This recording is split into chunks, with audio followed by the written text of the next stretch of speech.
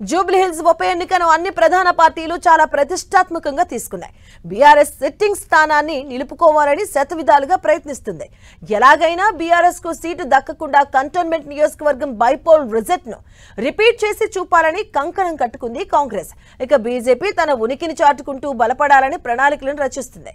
ఈ మూడు ప్రధాన పార్టీలు జూబ్లీహిల్స్ పై ఫుల్ ఫోకస్ పెట్టడంతో ఈసారి ఎలాగైనా భారీగానే ఓటింగ్ పర్సెంటేజ్ నమోదయ్యే ఛాన్స్ ఉందని అంచనా వేస్తున్నారు.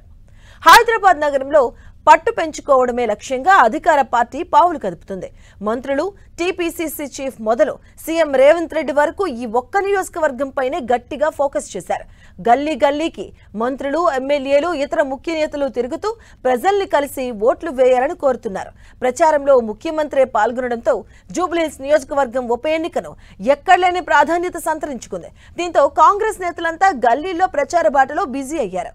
ప్రతిపక్ష బీఆర్ఎస్ తన సిట్టింగ్ స్థానాన్ని పదిలం చేసుకునేందుకు వేయని ఎత్తుల్లేవు. బీఆర్ఎస్ వర్కింగ్ ప్రెసిడెంట్ కేటీఆర్, మాజీ మంత్రి హరీష్ రావు, ఇతర మాజీ మంత్రులు, ముఖ్య నేతలంతా రంగంలోకి దిగి ర్యాలీలు, కార్నర్ మీటింగ్స్ తో హోరెత్తించారు.